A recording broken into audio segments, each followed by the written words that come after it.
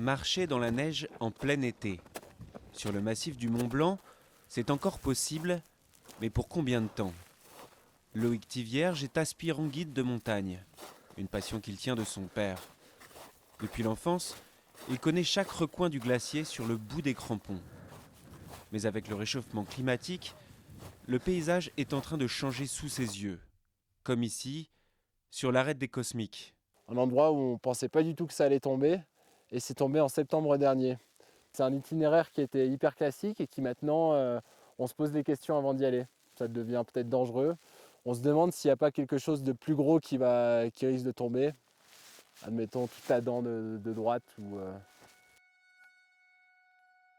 À mesure que le glacier fond, les parois rocheuses s'effondrent.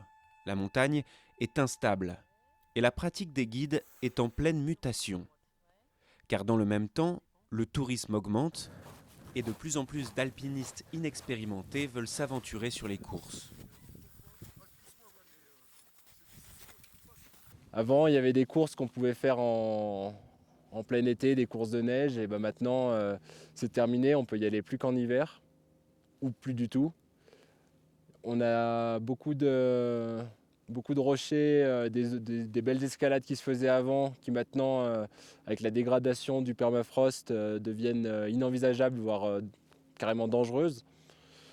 Donc en fait, là, l'évolution principale, je pense que pour nous, c'est l'adaptation. On est obligé de faire avec les choses qui ne vont pas aller en s'améliorant. Le permafrost est une glace millénaire qui agit comme un ciment entre les parois rocheuses.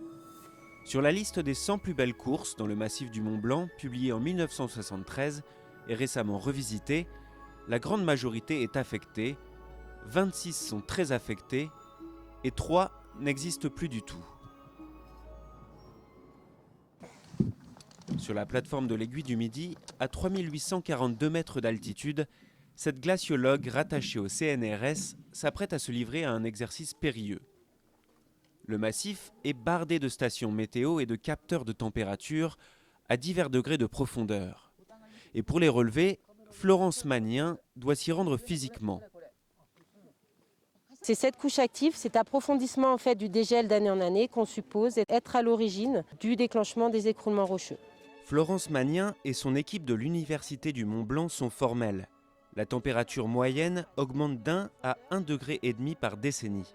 À cette allure, d'ici 30 à 40 ans, le permafrost aura complètement disparu à cette altitude. L'enjeu est de taille. Chaque année, 1 million de visiteurs se rend sur cette plateforme perchée sur la montagne. Forcément, on aura une augmentation probable des instabilités. On la remarque déjà actuellement, on a des volumes plus importants qui se détachent au cours des étés chauds. Et on constate aussi pendant les étés caniculaires, comme ce fut le cas en 2015 et en 2003, on a énormément d'écroulements. Donc on a à la fois une augmentation de la fréquence et une augmentation des volumes. À l'autre bout de la corde, celui qui assure Florence Magnien ce jour-là n'est autre que le président de la compagnie des guides de Chamonix. Olivier Grébert a commencé sa carrière en 1986. Aujourd'hui, il est sûr d'une chose. L'entraide entre glaciologues et guides est vitale.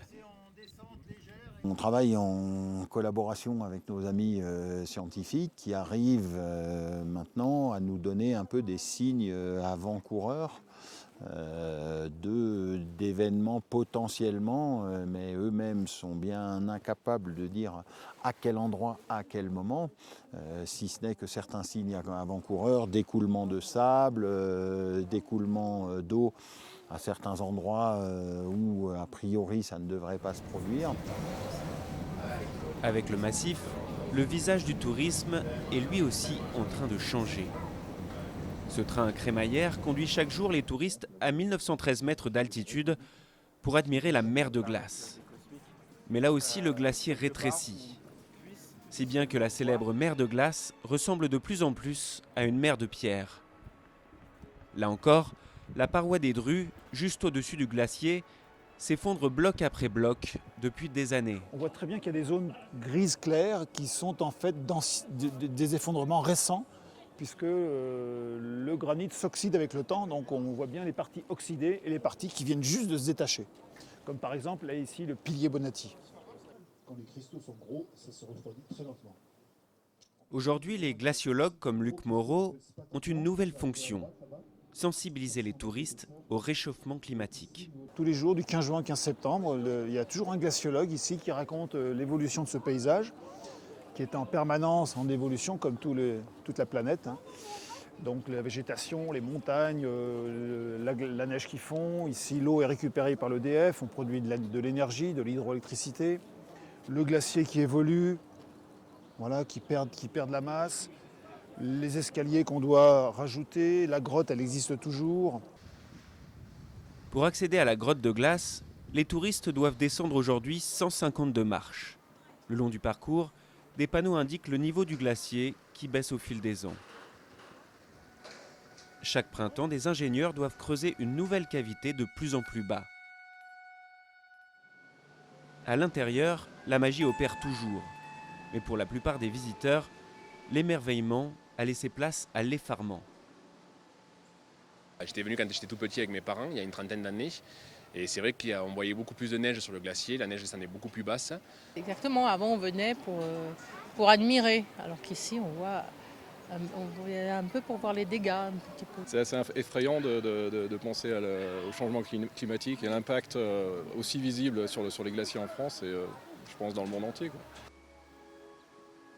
L'augmentation des effondrements est un danger croissant pour les 25 000 alpinistes qui se rendent chaque année sur le toit de l'Europe. Mais tous les glaciers sont concernés. En 2017, une masse rocheuse de 4 millions de mètres cubes s'est détachée dans les Alpes suisses, emportant 8 randonneurs et détruisant en partie un village en contrebas.